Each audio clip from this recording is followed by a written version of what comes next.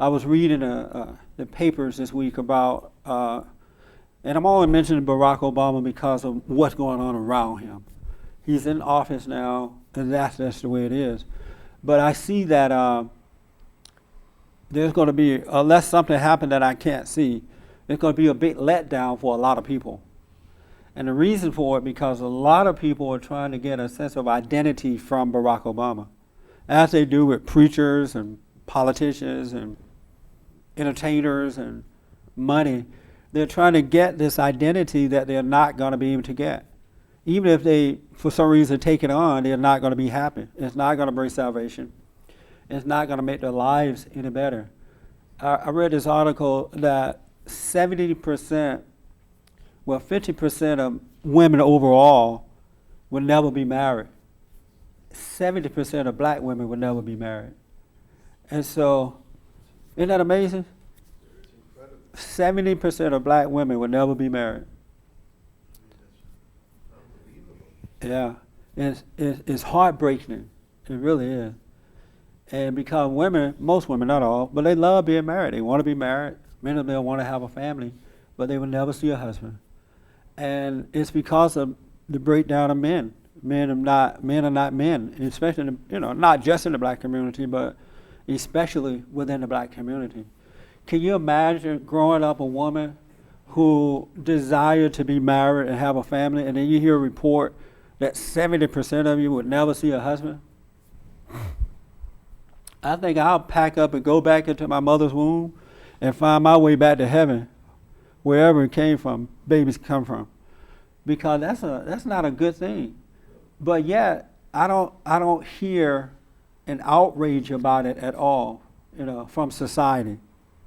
And they don't realize that this is an urgent situation, not only for the women that will never get married, but for society at large.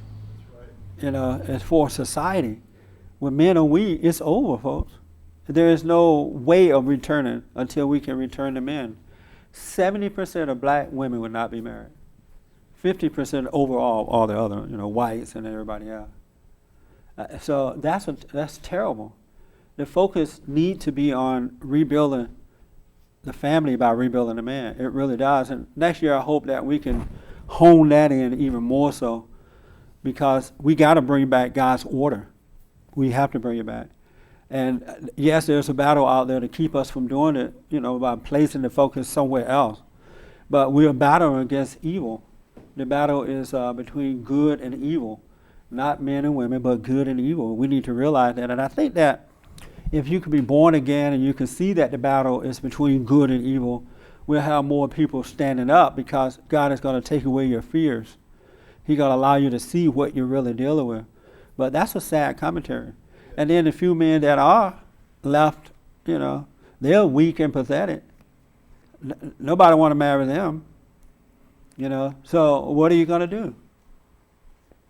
And women who are turning to women, that's not going to work, because that's never going to be real love. It's not going to ever be godly love.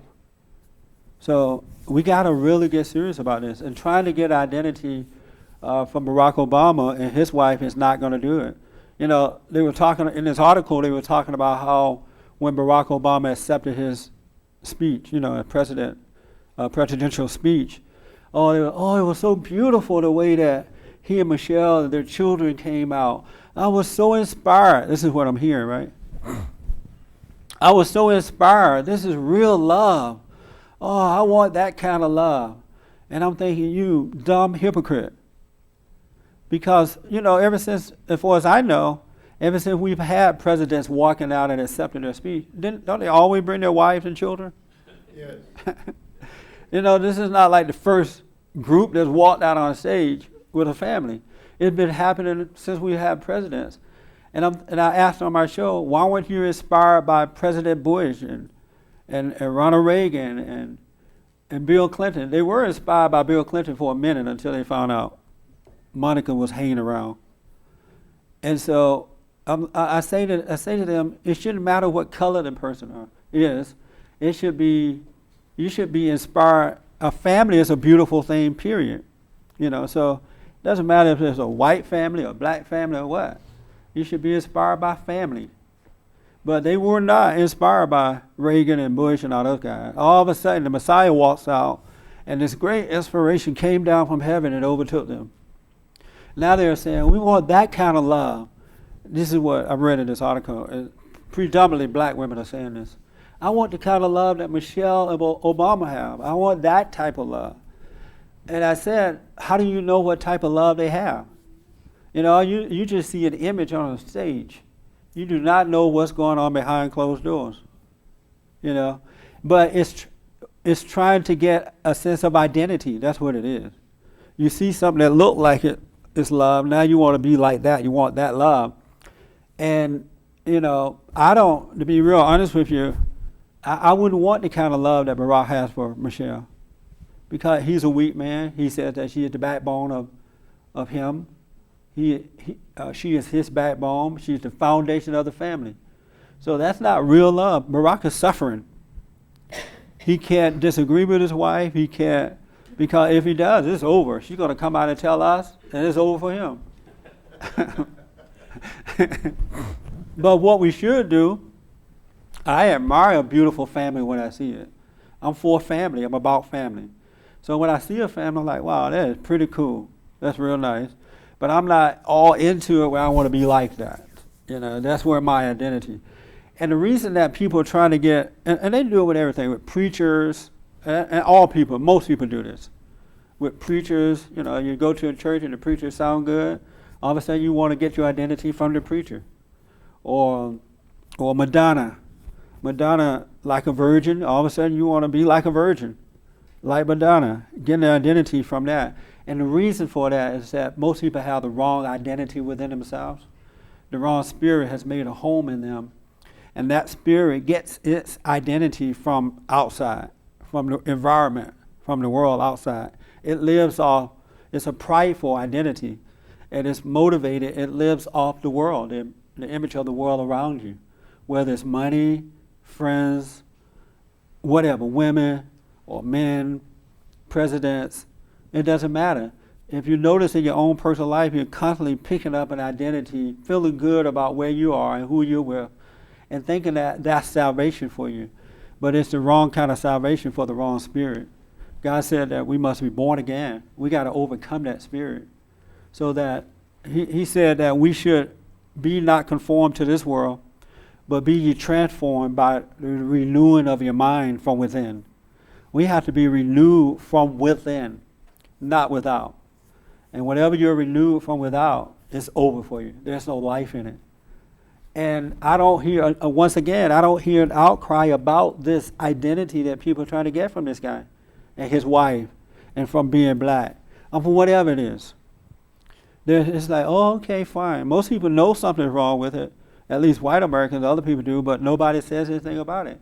You let the people suffer. So where's the love for that? And believe me, when I speak out about this identity that people are trying to get from Obama and his family, they get mad. They don't want to hear that. Oh, you're just putting Obama down. No, I'm not. I'm telling you that Obama or your preacher or even Jesse Peterson or anybody, another person, is not your salvation. They're not your salvation. They can't save you. You shouldn't be trying to get the kind of love they have, because you don't know what that love is. I mean, when you walk out on the stage, you can act in a certain way, and as soon as you go behind closed doors, the battle is on. And so if you're trying to get that identity, you will end up with it, but you're going to have the same hell that they're having. Whatever identity you take on the hell that come with it. That's why you have to be renewed from within, so you can operate from perfect love. And we got to be honest about this stuff. We got to tell people what's going on. It's not enough to just have one person out there. You guys know the truth here. And men and women of God should know the truth, but I'm not hearing the truth. You go along with it. Oh, that is so attractive. That's so cute. Yeah, you can get Barack Obama's identity. You can get that kind of love. That's not love. It is not love. And so you must be born again. You got to lay down a pride. You got to lay down this prideful life, your ego, because getting it from somewhere else is not going to do it. I'm a living witness to that. I've got, before the last 20 years, prior to the last 20 years, I got my identity from everything and everybody I was around. If they act a certain way, I would act that way. Because I didn't have my real self, my true nature.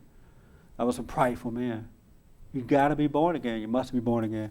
I understand why God said we must be born again.